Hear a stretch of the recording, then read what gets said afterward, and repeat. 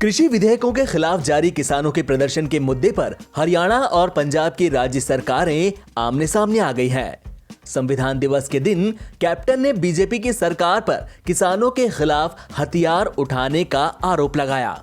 वहीं हरियाणा के सीएम मनोहर लाल खट्टर ने भी उनके आरोपों पर जवाब देते हुए कहा कि वो 3 दिनों से पंजाब सरकार से बात करने की कोशिश कर रहे हैं। सीएम खट्टर ने यह भी कहा कि अगर न्यूनतम समर्थन मूल्य की व्यवस्था खत्म हुई तो वे खुद राजनीति छोड़ देंगे। कैप्टन अमरिंदर सिंह ने गुरुवार को बीजेपी से ट्विटर पर अपील करते हुए कहा कि वो अपनी राज्य सरकार को किसानों के खिलाफ हथियारों के इस्तेमाल की नीति छोड़ने को कहे।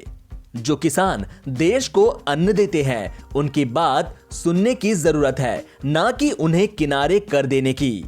ये दुखद है कि संविधान दिवस के दिन किसानों के संवैधानिक अधिकारों को इस तरह से कुचला जा रहा है।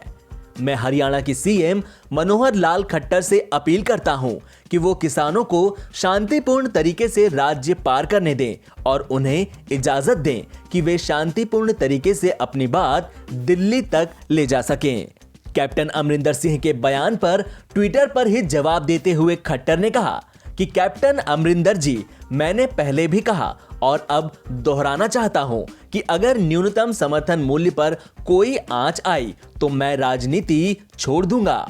कृपा करके आप किसानों को भड़काना बंद कर दें। पूर्व कांग्रेस अध्यक्ष राहुल गांधी ने केंद्रीय कृषि कानूनों के खिलाफ किसानों के दिल्ली चलो मार्च को लेकर दावा किया है कि देश के किसान मोदी सरकार की क्रूरता के खिलाफ डटकर खड़े हैं। उन्होंने दिल्ली पहुंचने की कोशिश कर रहे किसानों को रोके जाने और उन पर पानी की बौछार करने से जुड़ा एक वीडियो ट्वीट कर केंद्र सरकार पर हमला बोला।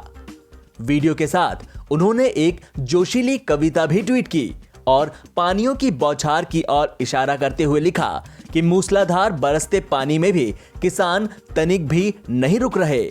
दरअसल मॉनसून सत्र में पारित हुए कृषि कानूनों के खिलाफ किसान आंदोलन कर रहे हैं। खासकर पंजाब में किसान लंबे समय से आंदोलन कर रहे हैं। उनकी मांग है कि इन कृषि कानूनों को वापस लिया जाए। उनका दावा है कि ये कानून किसान विरोधी है और अपनी ही जमीन पर किसान मजदूर बनकर रह जाएंगे।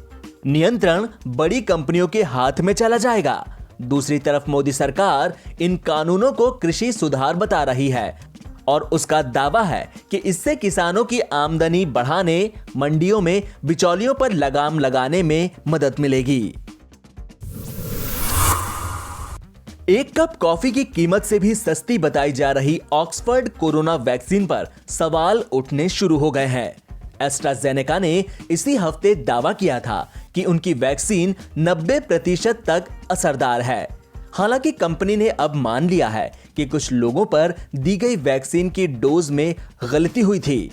इससे वैक्सीन के एफिकेसी यानी प्रभाव उत्पादकता डेटा पर सवाल खड़े हो गए हैं। अब एक्सपर्ट्स पूछ रहे हैं कि क्या एडिशनल टेस्टिंग में यह डेटा बरकरार रहेगा या यह और कम होगा।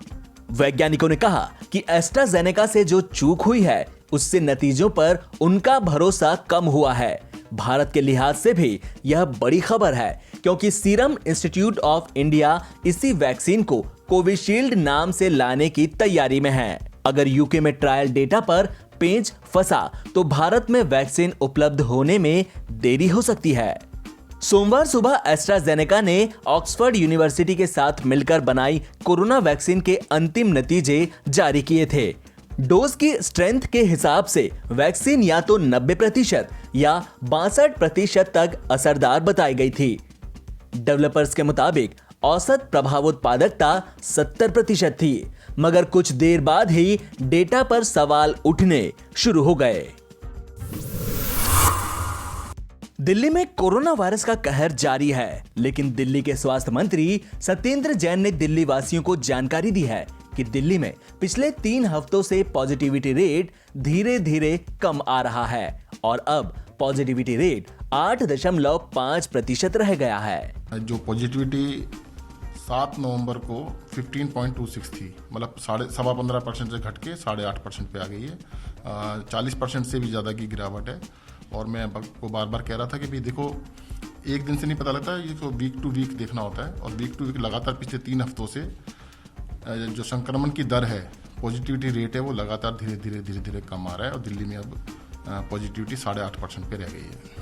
ऐसा मुख्यमंत्री जी ने विशेषज्ञों से सुझाव भी मांगा है कि ऐसे में क्या किया जाए कि दिल्ली में कोरोना से होने वाली मौतों में कमी आए। कल मीटिंग हुई थी, उसमें सीएम साहब ने उनसे सुझाव मांगा कि क्या प्रोटोकॉल में कुछ और भी करने की आवश्यकता है, और आप उनके ऑडिट के लिए बोला है, इनको देखें, अगर कुछ भी करने की जरूरत होगी हम जरूर करेंगे। अभी स्कूल खोलने का विचार नहीं है। देखिए, जल्द ही वैक्सीन आने वाली है, और जब तक मतलब पूरी तरह आश्वस्त नहीं होंगे, स्कूलों का नंबर तो काफ़ी लेट आएगा। RT-PCR टेस्ट जो है, सैंपल्स 35,000 से ज़्यादा लिए जा रहे हैं, परंतु लैब्स की कैपेसिटी कहने के लिए था कि 35,000 है, वो रिपोर्टें नहीं दे पा रहे हैं।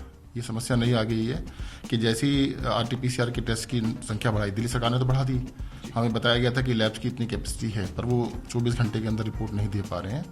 और टेस्ट देखो, आप खुद ही देख लीजिएगा, अब तो जिसका भी टेस्ट करने जाते हैं वो कहते हैं मेरा तो 2 दिन पहले हुआ था, वो कहते हैं मेरा 4 दिन पहले हुआ था। तो टेस्टिंग अब सैचुरेशन लेवल पे पहुंचती जा रही है। एक चीज़ मैं आपको और बता देता हूँ कि काफ़ी दिनों के बाद, मतलब काफ़ी दिनों पिछले 4 दिन के अंदर, आज जो है दिल्ली के अंदर 9138 बेड खाली हैं और 1057 ICU बेड खाली हैं, जो कि 4 दिन पहले 7844 थे, और जो ICU बेड थे सिर्फ 515 थे। तो पिछले 4 दिन के अंदर हमने काफ़ी सारे नए बेड बढ़ाए भी हैं, और वैकेंसी भी दिल्ली के अंदर लगभग 50% से ज़्यादा बेड अवेलेबल हैं। आंध्र प्रदेश के तटीय इलाकों में अभी भी निवार चक्रवात का खतरा बना हुआ है। इसी के मद्देनजर राज्य में NDRF की 6 टीमें तैनात की गई हैं। NDRF के DIG रणदीप राणा ने बताया कि तूफान के मद्देनजर तमिलनाडु में 15 और पुडुचेरी में 4 टीमें लगाई गई थीं। उन्होंने कहा कि चक्रवात धीमा हुआ है, लेकिन खतरा अभी पूरा टलता नहीं दिख रहा। कि जैसा कि विदित है, साइक्लोन का जो लैंडफॉल है वो हो चुका है लगभग मध्यरात्रि और अर्ली आवर्स ऑफ टुडे। वो पूरा लैंड पे आके और अभी वो तमिलनाडु की सीमा को क्रॉस करके आंध्रा की सीमा में जा चुका है, और धीरे धीरे करके वो वीकन होता जा रहा है। तो सर, ये कह सकते हैं कि साइक्लोन का खतरा जो है टल गया है? साइक्लोन का खतरा पूरी तरह से तो जब तक साइक्लोन और वीकन नहीं हो जाएगा तब तक सावधानी रखने की ज़रूरत है, लेकिन जो मेजर इम्पैक्ट था साइक्लोन का वो धीरे धीरे करके कम होता जा रहा है। कितनी टीमें जो है NDRF की लगी हुई हैं, और किस एरिया में ज़्यादा इम्पैक्ट पड़ा है साइक्लोन का, या किसी तरह की ऐसी कोई खबर है कि जान माल का किसी तरह का नुकसान हो या संपत्ति का नुकसान हो? NDRF की टोटल 25 टीम्स इस साइक्लोन के संबंध में तैनात है, जिसमें 15 टीम तमिलनाडु, 4 टीम पुडुचेरी और 6 टीम आंध्र प्रदेश के कोस्टल इलाकों में तैनात हैं। और इसके अलावा भी जो नियर बाई यूनिट्स में हम लोगों ने टीम स्टैंड बाई रखी है, अगर बाई चांस ज़रूरत पड़ती तो उनको मोबिलाइज करते, लेकिन अब ऐसे हालात नहीं लग रहे हैं। जहाँ तक नुकसान का है, कुछ पेड़ गिरने की कहीं कहीं से खबरें हैं और उनको क्लियर किया जा रहा है। ह्यूमन लॉस ऑफ लाइफ्स, इसका कोई अभी तक पुख्ता जानकारी नहीं है, लेकिन कुछ 3 लोगों की जान जाने की सूचना स्टेट गवर्नमेंट के पास है, तमिलनाडु के पास। लेकिन अभी मैं सिंस NDRF का काम मेनली रेस्क्यू एंड रिलीफ का है, तो इस पे पुख्ता रूप से नहीं कमेंट करना चाहूँगा।